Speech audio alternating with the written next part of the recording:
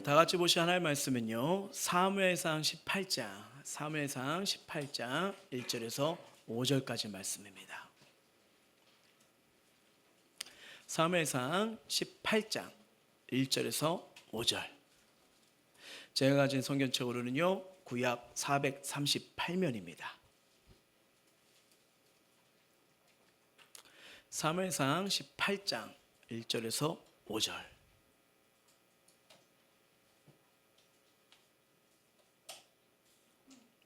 다 찾으신 줄 알고 제가 한 절, 우리 성도님들 한 절 읽도록 할게요. 다윗이 사울에게 말하기를 마침에 요나단의 마음이 다윗의 마음과 하나가 되어 요나단이 그를 자기 생명같이 사랑하니라.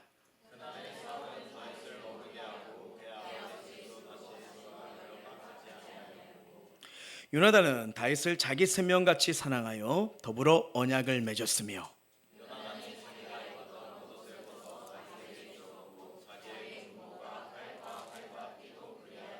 같이요, 다윗은 사울이 보내는 곳마다 가서 지혜롭게 행하며 사울이 그를 군대의 장으로 삼았더니 온 백성이 합당히 여겼고 사울의 시날리도 합당히 여겼더라. 아멘. 예수님밖에 없습니다 라는 말씀을 가지고 우리가 함께 은혜를 누리고자 합니다.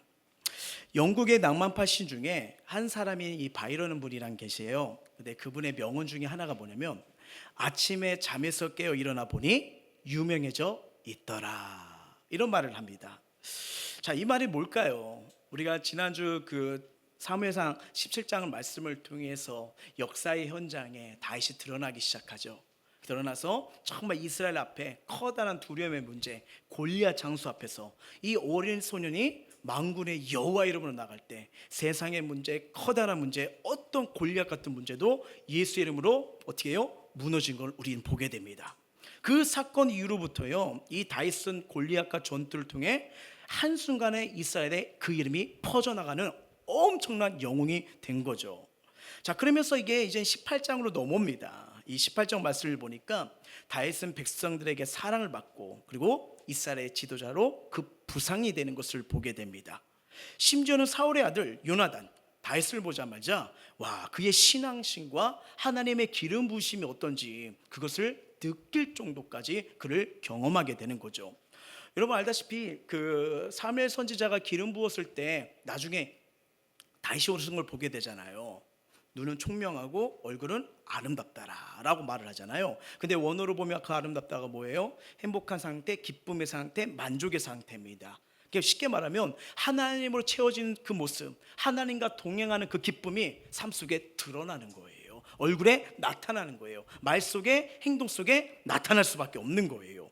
그러니까 옆에 있던 누구예요? 요나단도 이것을 보게 되는 거죠. 그래서 생명처럼 그를 아끼고 사랑하게 됩니다. 근데 정말 아이러니한 건 뭐냐면요, 백성에게, 사람들에게 많은 사랑을 받고 있는데 그럴 만큼 이 아직 왕으로 있는 자가 누굽니까? 사울이잖아요. 그의 시기와 질투심도 커다란 것을 보게 됩니다. 자, 이 배경의 흐름을 아시고요, 오늘 말씀을 같이 한번 보기를 원합니다. 자, 1절 말씀 한번 읽어볼게요. 시작. 다윗이 사울에게 말하기를 마침에 요나단의 마음이 다윗의 마음과 하나가 되어 요나단이 그를 자기 생명같이 사랑하니라. 아멘. 자, 사울의 아들 요나단은요, 사울 왕국에서 서열상 2인자잖아요. 그리고 다윗은 비공식적으로 다음에 차기 왕이 될 자입니다.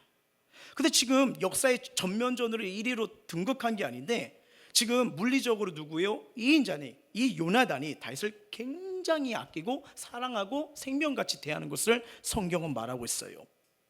그러면 이 하나님의 백성들, 자녀들이 사모하는 게 뭘까요? 그게 뭐냐면 우리 삶 가운데 하나님의 도우심, 역사심, 기적을 베푸심 아닙니까?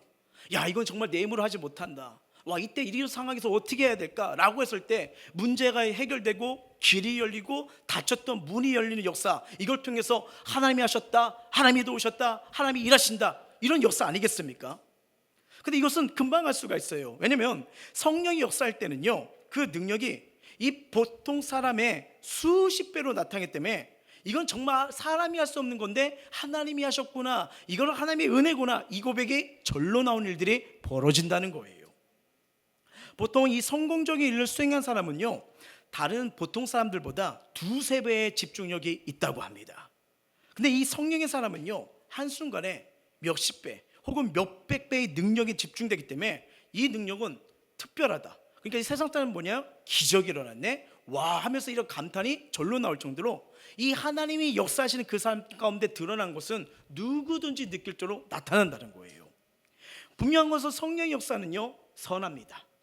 선하고 강력합니다. 예, 주변에 선한 열을 끼치는데 이처럼 요나단은 다윗이 그 모습에 그 영향력을 어떻게 해요? 흠뻑 빠져버린 거예요. 이것은 단순히 요나단이 이 다윗과 의기투합한 것이 아닙니다. 예, 왜냐하면 다윗을 통해서 하나님의 일하심, 성령의 일하심을 보았기 때문이죠. 그뿐만이 아니에요. 다윗을 좋아하는 요나단의 모습이 그대로 드러납니다. 우리 3절하고 4절 한번 읽어볼게요. 시작. 요나단은 다윗을 자기 생명같이 사랑하여 더불어 언약을 맺었으며 요나단이 자기가 입었던 겉옷을 벗어 다윗에게 주었고 자기의 군복과 칼과 활과 띠도 그리하였더라. 아멘. 군복을 벗어버리고요, 그리고 뭐요? 칼, 활, 띠요. 칼, 활, 띠, 이거 군인에게 되게 중요한 무기 아닙니까? 전쟁터에서 이것이 없으면 여러분 지는 거예요. 근데 이걸 내어줬다. 여러분, 이게 내어준다는 건 언제 하는 겁니까? 항복할 때 하는 행위예요. 항복할 때. 자기의, 그게 무슨 말이에요? 자기의 권력을 모두 이양한다는 표시로 지금 특별한 행동을 하게 됩니다. 근데 재미있는 건 다윗을 좋아하는 사람이 요나단뿐이 아니에요. 자, 18장 28절도 한번 볼게요.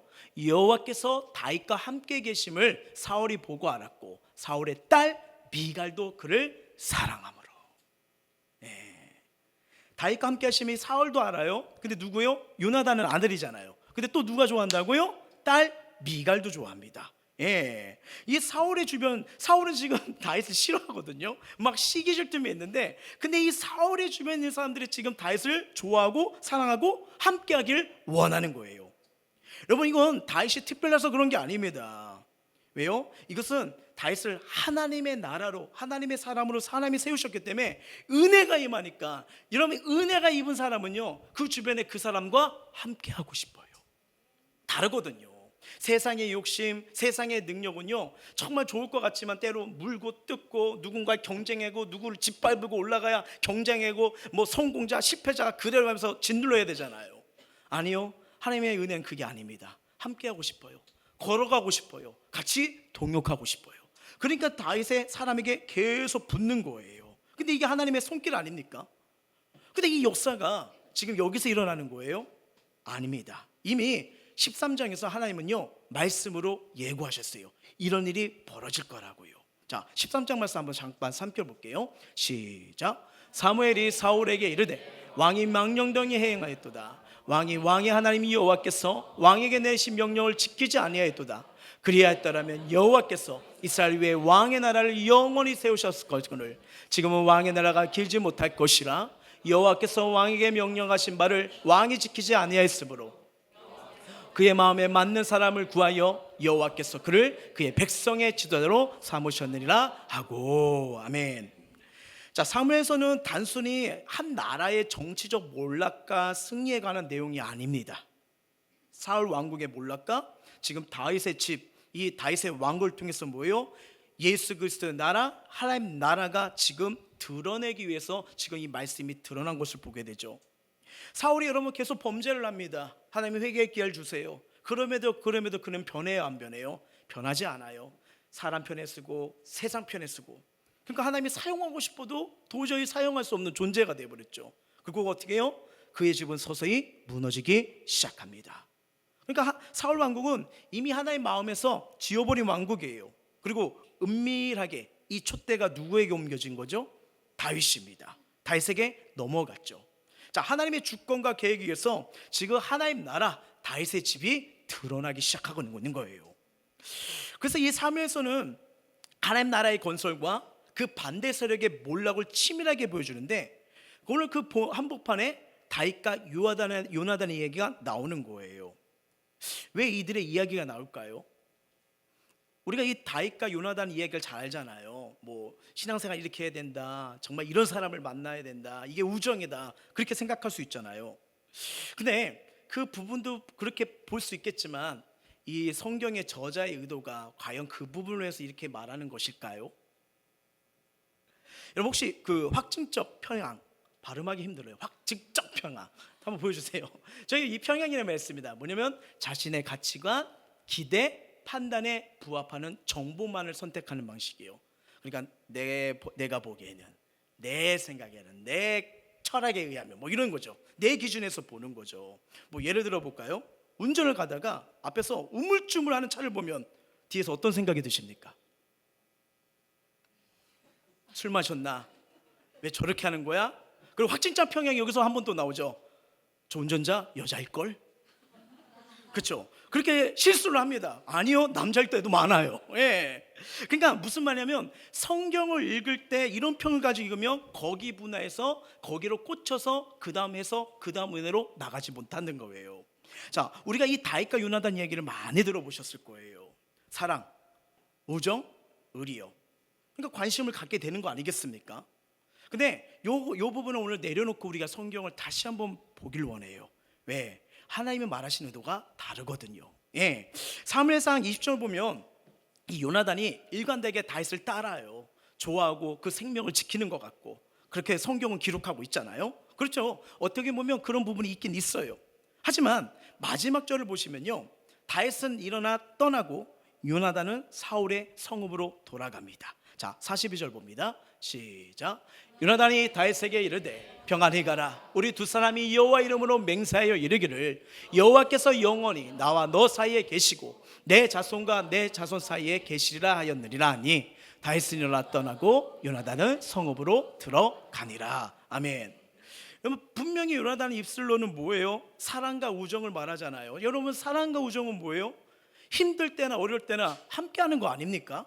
그렇죠? 이렇게 얘기하는데 근데 마지막 순간은 어떻게 해요? 각기 집으로 각기 갈 곳으로 갈라집니다. 그럼 이게 중요한 초점이에요. 서서히 사열집과 다윗의 집을 나누면서 지금 다윗의 나라, 하나님의 나라가 드러나는 것을 우리는 사무엘서를 통해서 보고 있어요. 사울의 집요한 추적을 피해서 이 다윗이 아둘람 굴에 숨어 있을 때 요나단이 같이 숨어 있나요? 아닙니다. 불쌍한 인생들이 오잖아요. 환난당한 자, 고통당한 자, 애통한 자들이 오지 않습니까? 그들은 목숨을 걸고 다윗을 선택해요. 다윗은 여러분 알다시피 그 나라의 지금 반역자입니다. 다윗과 함께하면 잡히면 같이 죽을 수밖에 없는 거예요. 근데 아둘람 굴에 400명, 나중에는 600명 계속 이렇게 오게잖아요. 근데 그 사울과 그의 집사람들은 특별히 요나단은요, 다윗을 아끼고 사랑한다 하면서 결정적인 순간엔 다윗과 함께하지 못합니다. 각자 자기의 길을 가는 걸 보게 돼요. 자, 18절도 한번 볼까요? 23장 시작. 두 사람이 여호와 앞에서 언약하고 다윗은 수풀에 머물고 요나단은 자기 집으로 돌아가니라. 아멘. 위기와 갈등의 순간이 되면 하나님 앞에서 언약을 해요. 언약을 하지만 요나단은 어디로 가요? 자기 집으로 돌아갑니다. 그 집이 어디예요? 사울의 집이잖아요. 사울도 그렇습니다. 다윗이 사울을 죽일 수 있는 기회가 있잖아요. 살려주잖아요. 그래서 울면서 나의 아들아, 나의 아들아, 이제 내가 다시 널 그러지 않는다 막 울면서 반성하는 것 같지만 순간에는 어떻게 해요? 다시 자기 궁으로 들어갑니다. 그리고 어떻게 해요? 어떻게 하면 다윗을 잡아 죽일까? 재밌는 게 이게 사무엘서 전체에 나타납니다. 이게 무엇을 의미하는 걸까요? 하나님 나라, 예수 그리스도의 나라에 속한 자와 그러지 않은 자들의 뭐예요? 모습이라는 거예요. 결정적인 순간에 나타납니다. 예. 하나님 나라와 예수 그리스도에 속했느냐 아니면 세상에 속했느냐 마지막 순간에 드러난다는 거예요. 여러분 이게 마귀가요 우리를 시험할 때 단도직입적으로 무시하고 험악하게 막 피를 흘리면서 막 손톱 발톱도 길러나? 나타가지고 나타나면 우리 어떻게 할까요? 여기서 막 이러면서 이렇게 하면 어떻게 하실 거예요? 우린 강합니다. 사탄아 물러가라. 그렇죠? 막 전투태세로 아마 분명히 바뀔 거예요. 그걸 알아요. 알기 때문에 어떻게 돼요? 은혜로운 척, 비슷한 척하면서 다가옵니다. 왜? 그게 우리를 무너뜨리기 쉽거든요.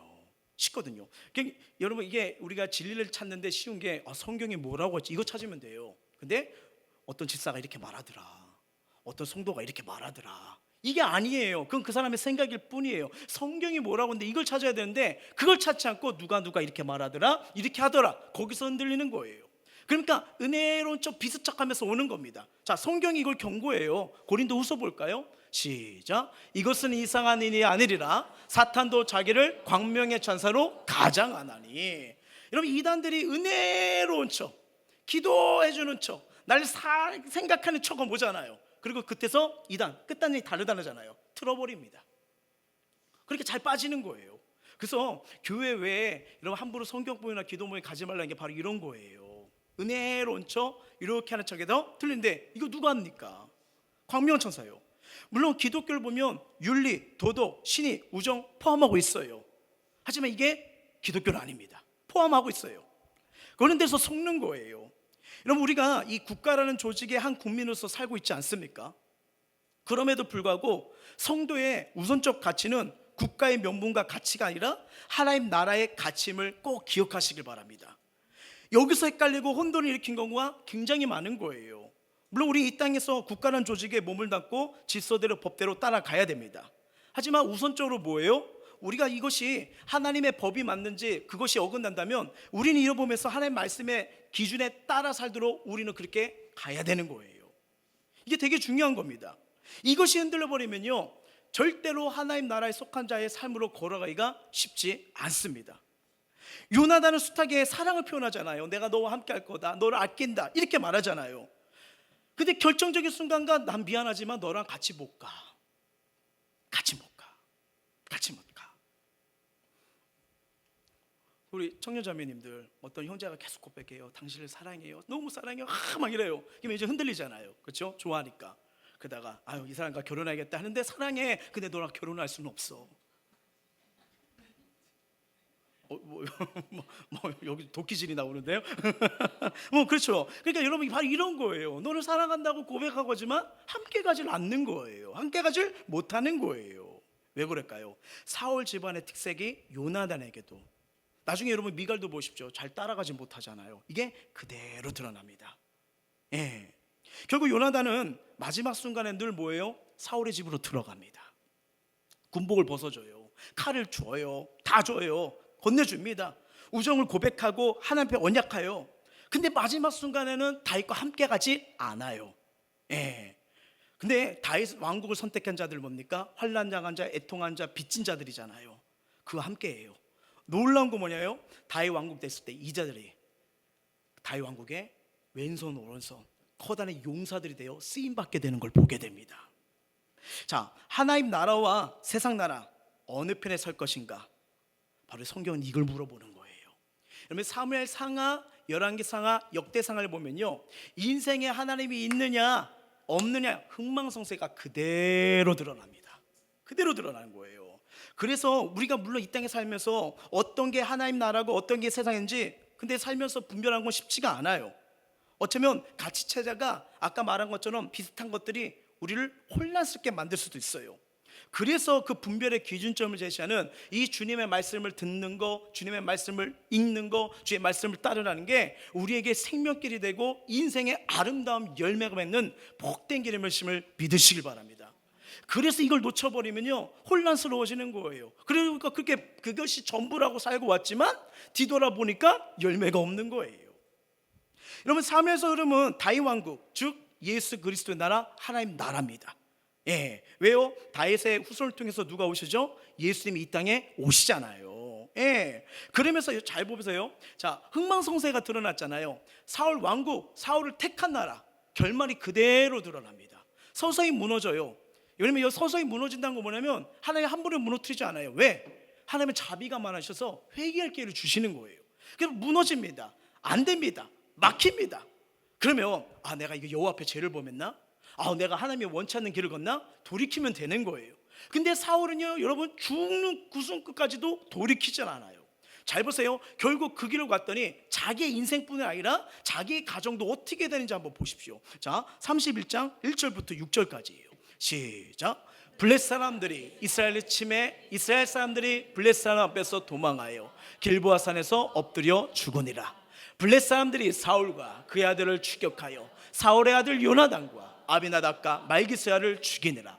사울이 패전하매 활손자가 따라잡으니 사울이 그 활손자에게 중상을 입은지라. 그가 무기를 든 자에게 이르되 내 칼을 빼어 그것으로 나를 찌르라. 할례 받지 않은 자들이 와서 나를 찌르고 모욕할까 두려워하나 하나 무기를 든 자가 심히 두려워하여 감히 행하지 아니하는지라.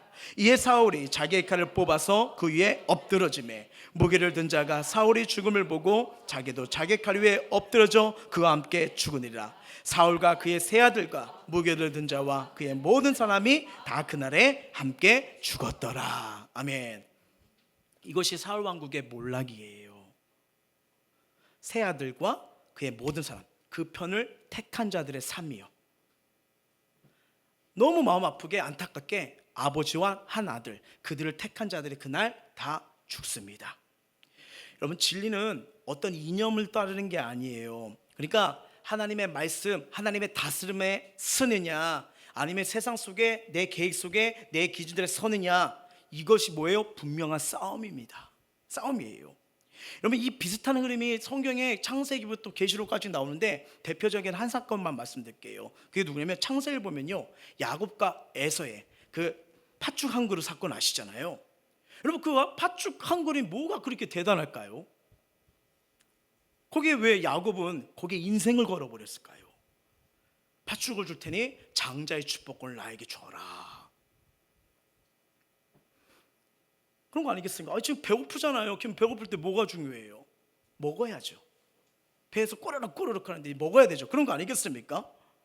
근데 성경은 그렇게 간단히 보지 않아요. 격렬히 여겼대요. 야곱은, 에서는 격렬히 여겼대요.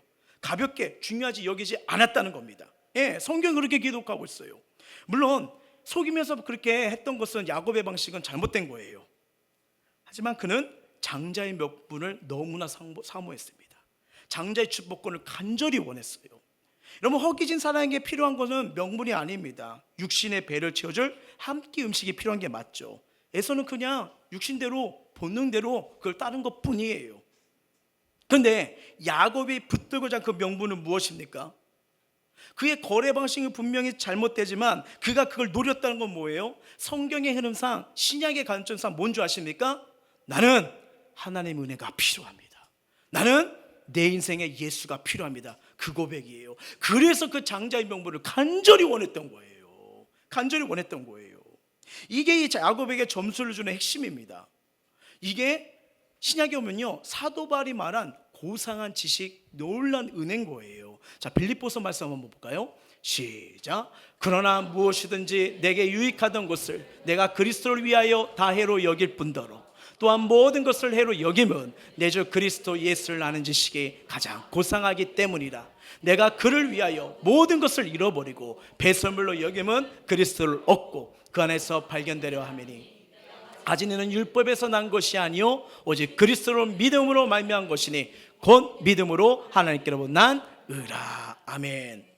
야곱도 사도 바울의 고백도 뭐예요? 내 인생에 난 예수가 필요합니다. 이 고백이에요. 내 힘으로, 내 능력으로, 내 지혜로 살지 못해요. 나는 이렇게 연약합니다. 그래서 나의 인생은 주가 필요합니다. 이 고백을 하는 거예요. 근데 요나단은 뭡니까? 흉내만 내는 거예요. 말할 수 있어요. 좋게 말할 수 있어요. 근데 이게 잘못되면 다윗과 요나단의 우정, 그거에서만 초점을 맞출 수가 있는 거예요. 아니요, 성경 그 너머를 말하고 있습니다. 성경 그 너머를 말하고 있는 거예요. 분명 기독교라는 곳에 신이, 우정, 사랑 있어요. 귀한 겁니다. 근데 이게 기독교가 말한 전부는 아니에요. 더 높은 은혜, 높은 가치가 있습니다. 그게 뭐냐? 기독교는 예수 그리스도입니다. 나의 주, 나의 생명, 나의 전부, 내 인생의 다, 이걸 말하는 거예요. 마지막 순간 사울 요나단은 그들은 다윗과 함께하지 않아요. 함께할 몇 번의 기회가 있음에도 불구하고 결국 성경에서 뭐예요? 자기 집으로 돌아가잖아요. 그러면서 하나님 계획이 서서히 다윗을 통해서 드러납니다. 성경을 볼까요? 사무엘상 18장 12절부터 16절까지 시작. 여호와께서 사울을 떠나 다윗과 함께 계심으로 사울이 그를 두려워한지라. 그러므로 사울이 그를 자기 곁에서 떠나게 하고 그를 천부장으로 삼음에 그가 백성 앞에 출입하며 다윗이 그의 모든 일을 지혜롭게 행하더니 여호와께서 그와 함께 계시니라. 사울은 다윗이 크게 지혜롭게 행함을 보고 그를 두려워했으나 온 이스라엘과 유다는 다윗을 사랑하였으니 그가 자기들 앞에 출입하기 때문이었더라. 아멘. 여러분 여기 12절 보시면요, 사울이 다윗을 볼 때마다 어떻대요? 두려웠다고 합니다. 왜 두려워요? 여호와께서 함께 하시잖아요. 14절에 그가 함께 하시니까, 모든 순간 함께 하시니까. 예. 그래서 뭐예요? 하나님이 함께 하시니까. 자, 여러분 알다시피 사울 왕은 지금 뭐예요? 하나님 앞에 등을 돌리니까 그의 인생이 뭘로 괴롭히죠? 악신이 막 괴롭힌 걸 보게 되잖아요. 어두워져요. 생각이 부정적이에요. 온전한 생각을 못해요. 그러니까 죽이고 분노하고 짜증나고 미워하고. 근데 다윗 안에는 누가 있어요? 주님이 계시잖아요. 빛이 납니다. 영향력이 드러납니다. 그러니까 어떻게 해요? 어둠은 빛을 보면요, 두려워하는 거예요. 두려워하는 거예요. 함께 있기가 싫어요. 그래서 떠나게 합니다. 뭐 때문에? 두려움 때문에. 그러면서 14절에 지혜롭게 한대요. 모든 것을 아름답게 복되게 세워간대요. 그 시작이 뭐예요? 여호와께서 함께 계시라. 여러분 우리 인생 이게 정말 중요합니다. 내가 먹든지 마시든지 뭘 하든 간에 여호와가 함께 계십니까? 여호와의 은혜로, 여호와의 능력으로, 그분의 부르심으로 하고 계십니까? 아니면 그 뜻보다는 내 상황이 그래, 지금 내 마음이 그래, 내 고집이 그래, 내 감정이 그래, 그냥 내가 하고 싶어, 내가 주어가 내가라면요, 길이 달라지는 거예요. 길이 달라지는 거예요. 다윗의 삶의 매 순간에 있었던 이 분별력과 판단력의 지혜는 어디서부터 시작하냐? 하나님이 함께 하시냐? 여기서부터 했어요. 그러니 여러분 이게 중요하기 때문에, 야, 다윗 위대하다, 진짜 영웅이다, 진짜 난 사람이다, 이렇게 생각할 필요가 없어요. 예, 다윗은 영웅이 아닙니다. 여러분 그의 인생을 가만히 보면요, 그도 가정에서 버림받은 자였죠. 그리고 뭐예요? 왕이 됐을 때 살인을 했던 자죠. 간음했던 자입니다. 실은 사울을 피해 블레셋으로 도망하기 위해서 그렇게 있다가 거기서 뭐예요? 블레셋이 다윗이라는 거, 우리의 대적의 장국인이다 알게 되니까 침 질질 흘리면서 어떻게 해요? 띠리리리리 이러잖아요. 저게 미친 자가 무슨 우리 대적이야 막 이러면서 막 이러잖아요. 요단을 찾아 도움을 구하기도 합니다. 근데 성경 가만히 보면요, 다윗의 연약함을 그대로 다 보여주잖아요. 왜 그럴까요? 그럼에도 그가 스스로 그 자리로 올라간 게 아니라는 거예요. 누군가의 은혜가 있었고, 누군가의 붙드심이 있었고, 누군가의 함께 하심이 있었기 때문에 그가 이렇게 세움을 받았다는 걸 성경은 말씀하고 있는 겁니다. 예, 뭐예요?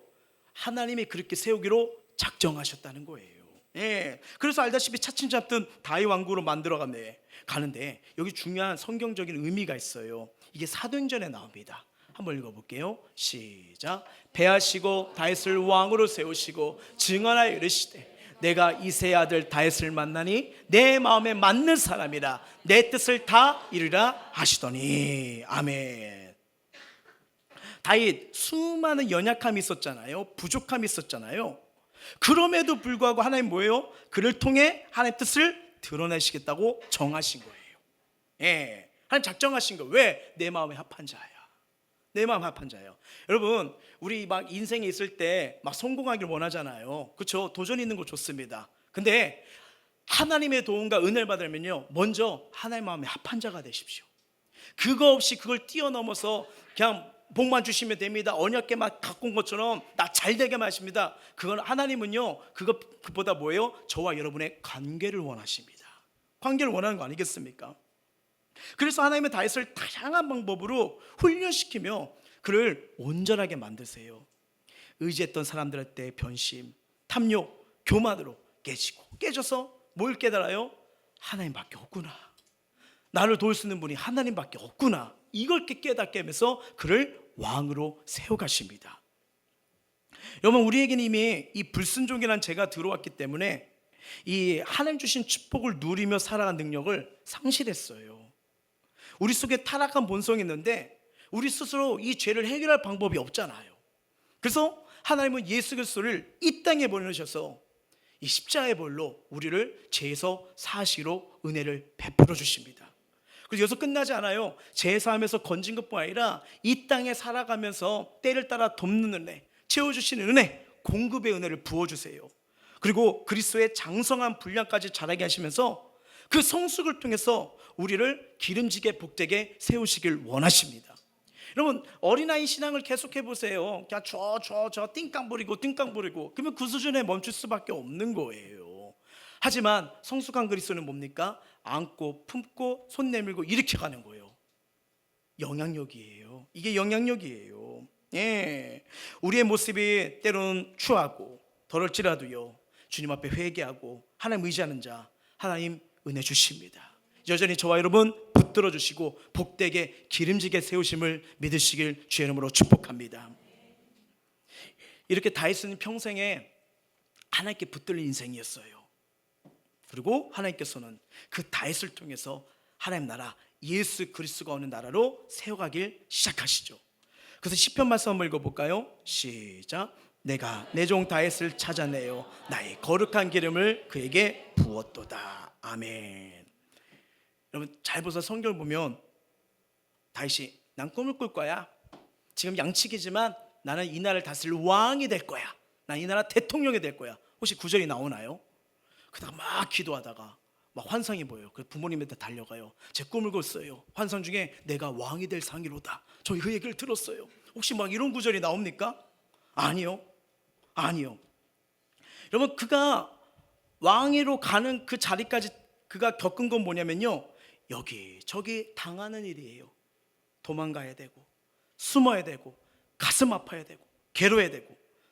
그러니까 온 세상이, 심지어는 이 사울의 가정도 이 다윗을 찾아가지고 다 그 조그만 다윗을 무너뜨리려고 하지 않았습니까? 근데 놀라운 거는요, 사울 왕권부터 힘 권력 있는 사람, 심지어 나중에 자신의 아들 압살롬이 반역해서 그를 죽이려고 했을 때도요, 모든 자들이 덤벼들어요. 근데 놀라운 건 하나님의 뜻이 정해진 인생, 주님이 붙드시니까 무너지지 않습니다. 무너지질 않아요. 하나님께서는 다윗을 역사의 전면에 세우고 맙니다. 그래서 다윗 왕국, 여러분 인간의 왕국을 말하는 게 아니에요. 오실 메시아, 하나님의 역사 속에 다윗을 통해 하나님이 세워가시고 만들어서 이 다윗의 은혜를 통해서 우리 인류의 구원자 예수 그리스도의 사랑이 담긴 이 성경 66권이 바로 예수님에 대해서 말씀하고 있는 겁니다. 근데 중요한 것은 이 결정적인 순간에 사울과 그의 가족들은 다윗의 편에 서지 않아요. 요나단도 자기의 집으로, 사울도 자기의 궁으로 돌아갑니다. 그러면서 다윗은요, 그 사울 왕국 들어갔을 때 그 딸 미갈과 결혼하잖아요. 이제 아버지가 뭐예요? 그 사울의 왕이 누가 되는 거예요? 장인이 되는 거잖아요. 근데 장인이 자기를 이렇게 평소에 죽이려고 따라다닐 줄 누가 알았겠습니까? 끝까지 함께 할 것 같은 요나단. 근데 또 순간 되면 자기 집으로 돌아가잖아요. 그러면서 뭘 깨달아요? 아, 사람에게 의지할 것이 없다는 걸 깨닫게 합니다. 그러니까 어떻게 돼요? 시선이 저절로 하나님께 향하게 되죠.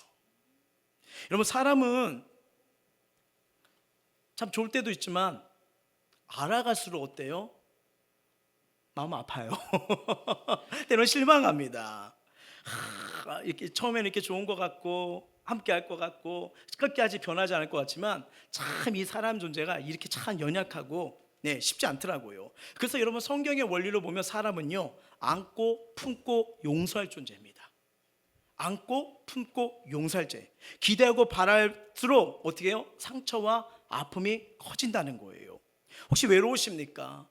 우울하십니까? 아무도 나의 마음을 알아주지 않을 때, 그때가 나를 아시는 주님과 가까이 할 때인 거예요. 주님 때문에 사랑하고, 주님 때문에 가까워지고, 주님 때문에 다시 웃고, 주님 때문에 함께 할 수 있는 시간이라는 거예요. 이 사람은 환경과 여건에 따라 바뀔 수밖에 없는 연약한 존재이기 때문에 우리의 마음을, 삶을 하나님께 고정하는 게 이게 지혜로운 삶입니다. 우리가 이 세상에서 실망하고 낙심할 때, 나의 진정한 평안과 안식은 주님밖에 없구나, 하나님밖에 없구나 느끼게 되는 거예요. 그러면 사람에게 실망하지 않습니다. 왜? 사람이니까 그럴 수 있어 하고 넘어가면 되는 거예요. 믿고 의지할 대상이 하나님밖에 없음을 깨닫으니까 어떤 상황도, 어떤 처지도, 어떤 문제도 이겨나갈 수 있는 은혜가 부어지는 거예요. 그래서 우리의 모든 삶의 기준이 예수님이 되셔야 됩니다. 진짜 사랑도 예수 그리스도가 그 기준이 되셔야 돼요.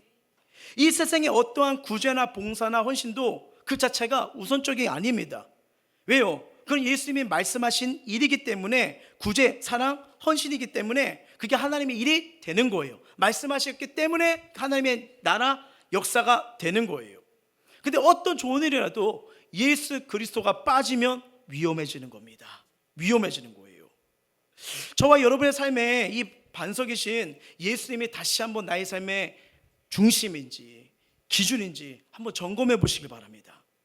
거기서 시작한 인생은 시간이 걸려도요, 반석 위에 집을 짓는 인생, 견고한 인생이 될 거예요. 하지만 예수가 빠진 삶의 방식은요, 뭐 빨리빨리 올라가는 것 같죠. 하지만 뭐예요? 모래 위에 지은 적이기 때문에 바람만 불어도, 홍수만 나면 금방 사라집니다. 금방 사라져요. 무슨 말이에요? 아무리 좋아도 내 인생에 예수가 없으면요, 헛것이 된다는 거예요. 이거는 극단적인 이야기를 말씀하신 게 아니라 최소한의 기초를 말씀드리는 겁니다. 이 그리스도의 삶은 예수님이 중심이 되고 시작이 될 때 그 사랑, 시간, 돈, 재능에 쓰임에 의미가 생기는 거예요. 가치가 있는 거예요. 열매가 맺는 겁니다. 우정, 사랑, 신의 여기에 필요하지만 여기에 속으시면 안 돼요. 예수 그리스도가 있고 그 안에서 시작하느냐 시작하지 않느냐. 여러분, 사무엘에서는 왜 사울 왕국과 다윗 왕국을 보여준 게 뭐냐면 그리스도 안에서 시작하느냐 시작하느냐 이걸 보라는 거예요. 사울과 요나단이 나오잖아요. 그들이 그리스도 안에서 시작하느냐 시작하지 않느냐, 그들의 결말이 얼마인지 보라는 거예요. 여러분, 기독교는 딴 게 아닙니다. 진리의 종교입니다. 생명이 있습니다. 예수 그리스도가 있습니다. 뭐냐면 예수가 전부라는 종교가 우리 기독교입니다. 우리 의식, 가치관, 사고 속에 예수님이 가득 넘치길 주의 이름으로 축원합니다. 이게 중요해요.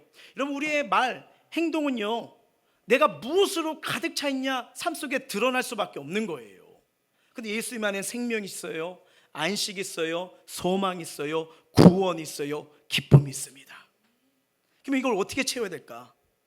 여러분, 이걸 채우시려면요, 십자가에서 나를 대속해 주신 예수님 제대로 만나셔야 됩니다.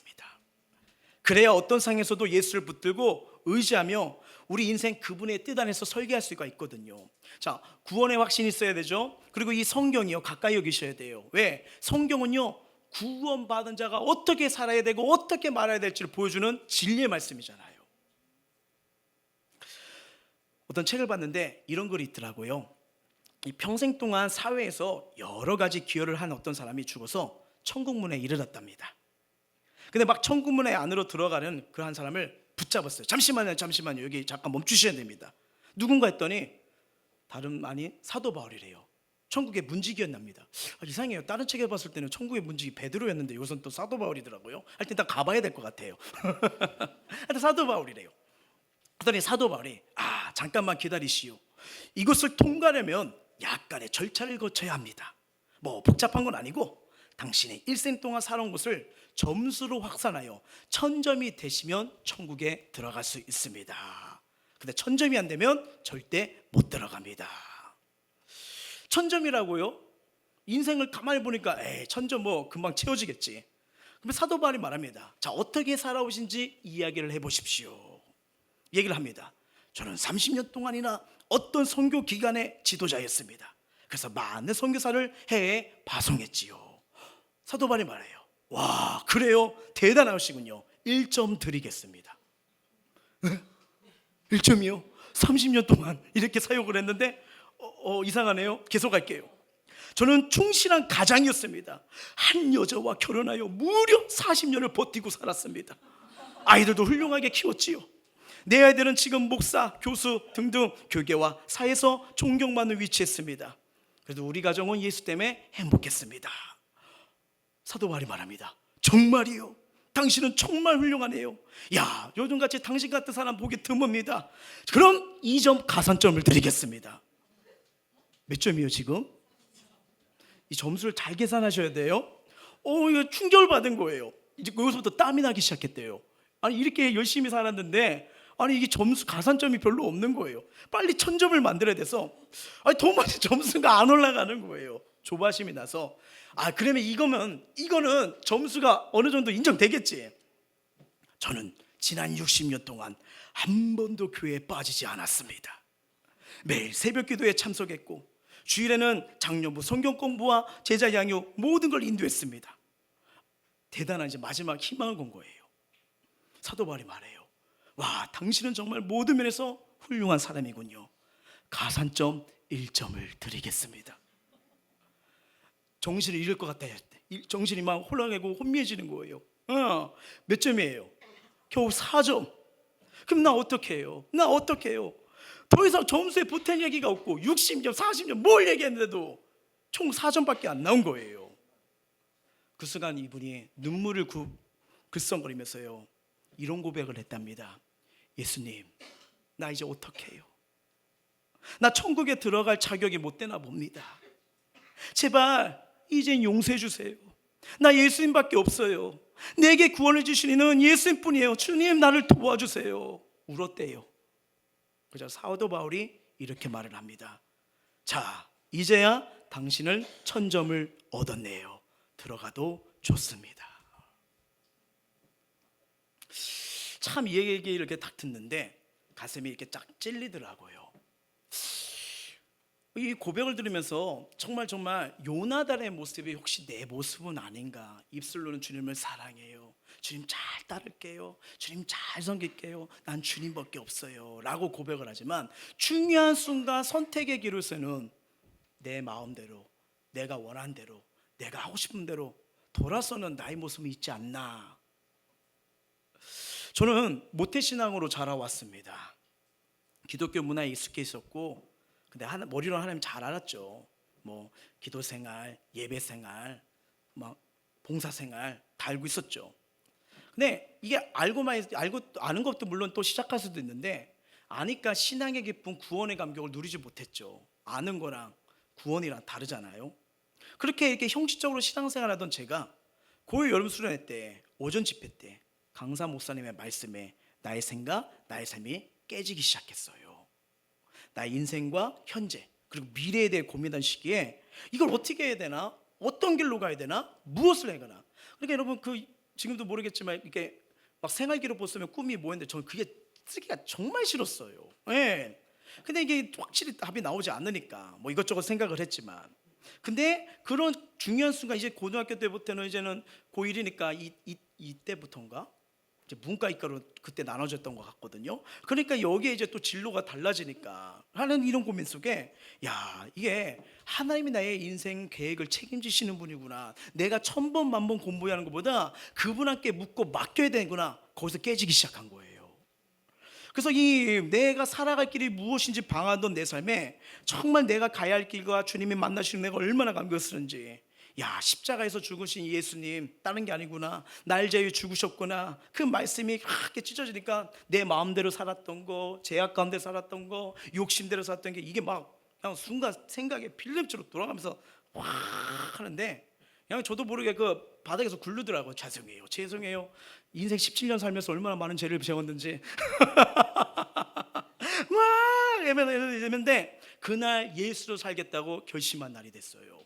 독서, 연약함 뭐 쫙 다 쏟아져 나오더라고요. 눈물 콧물 쏘면서 확 나오더라고요. 저는 좀 이렇게 새를 싫어하지 않거든요. 탁 나오는데 그 참새가 지나면 짹짹짹 끓는데 얼마나 참새가 그날만 귀엽게 보이는지. 그러니까 내가 하고 싶은 인생의 계획들이 싹 다 털어지는 거예요. 그래서 여러 가지 고민했지만 저는 그 경찰이 되고 싶었거든요. 이게 범죄자를 이렇게 쓰면 꼭 범죄가 칼을 갖고 딱 덤비면 샥샥 피한 다음에 탁 한 다음에 탁 이걸 끊으면서 당신은 무피권을 갖고 있고 탁탁 잡는 거. 대사도 많이 외웠어요. 당신은 무피권을 장사할 수 있고. 이거 많이 외웠어요. 그래가지고 이렇게 할까 했는데 다 털어지더라고요. 그래서 나의 힘, 나의 계획이 해준데, 이 하나님 주시는 평강이구나. 여러분, 하나님 주신 뜻이라면요, 평강이 있어요, 기쁨이 있어요, 확신이 있습니다. 만약에 이것이 오지 않으면요, 잘 분별하셔야 돼요. 예. 그게 예수로 채워지니까 예수님이 주시는 꿈이 생기죠. 인도하신 길이 보이고 그걸 붙들기 시작하더라고요.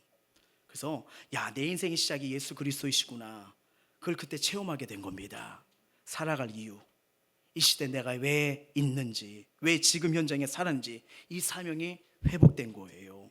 그래서 제가 지금도 앞으로 살아갈 이유도요, 이 시간에 서 있는 것도 다른 걸로 해석 못합니다.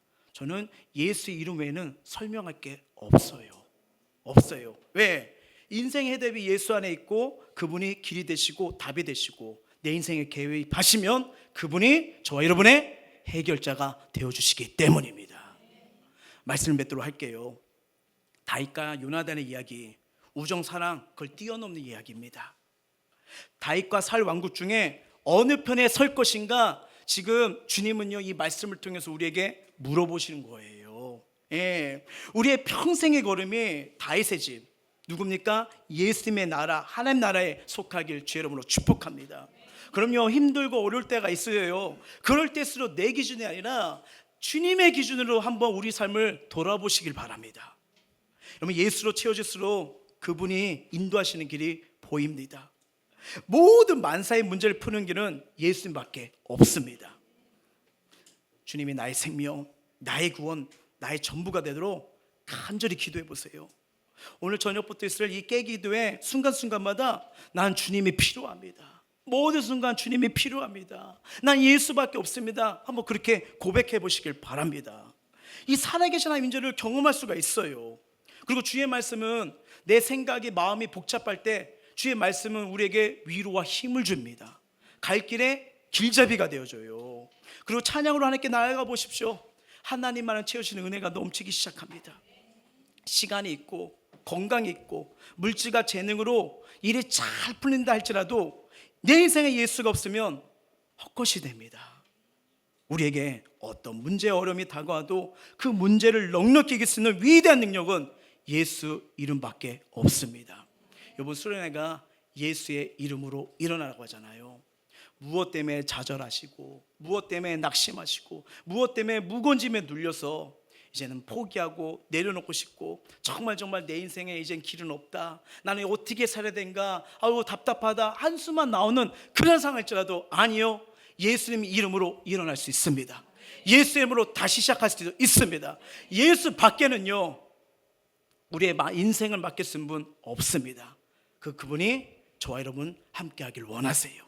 오늘 그 은혜로 다시 한번 예수밖에 없다, 난 주가 필요하다, 이 고백으로 다시 한번 일어나시길 주의 이름으로 축원합니다. 찬양하겠습니다.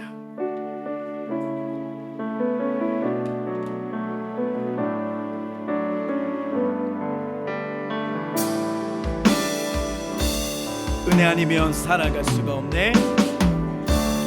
은혜 아니면 살아갈 수가 없네.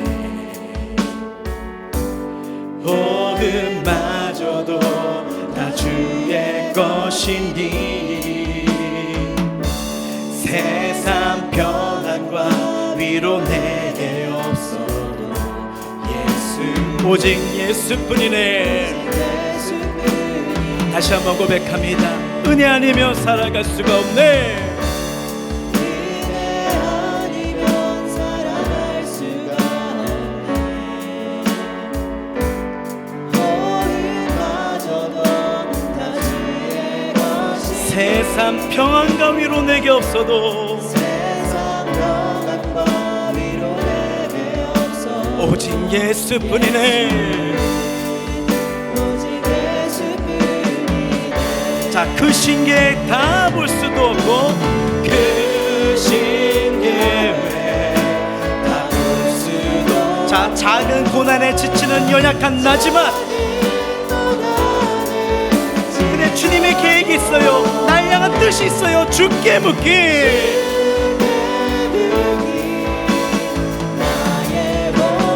오늘도 내일도 버티고 견디게 하시네. 자, 그 신기에 다 볼 수 없지만 그 신기에 다 볼 수도 없고, 작은 고난에 지쳐도 난 주님께 속한 자다. 난 주가 필요한 자다. 이 믿음이 버티고 견디게 하십니다. 은혜 아니면 살아갈 수가 없네. 은혜 아니면 살아갈 수가 없네. 나의 모든 것 다 줄게만. 참된 평안과 위로, 참된 평안과 위로 내게 주신 예수. 난 주가 필요합니다. 주가 나를 붙잡아 주셔야 됩니다. 은혜 아니며 살아갈 수가 없네. 은혜 아니며 살아갈 수가 없네. 나의 모든 것 다 주께 맡기네. 참된 평안과 위로, 참된 평안과 위로 내게 주신 주 예수.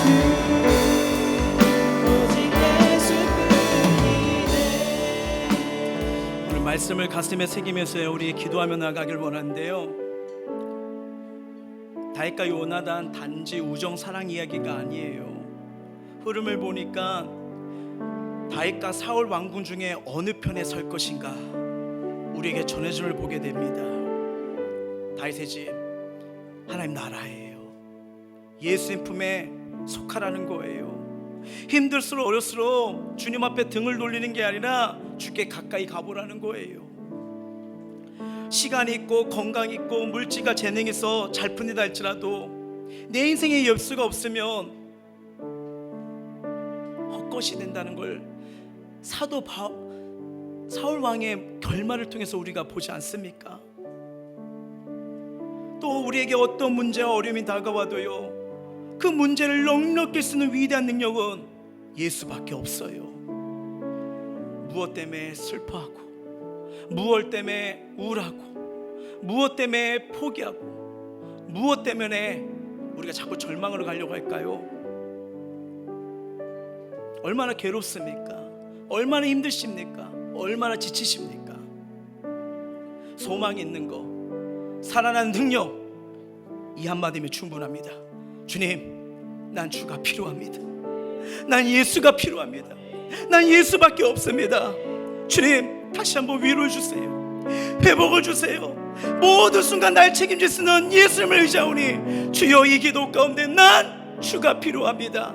이 고백 가운데, 기도 가운데 우리를 붙들어 주시고 인도하여 주시옵소서. 우리 마음을 토하고 입술 열어 간절히 기도하겠습니다.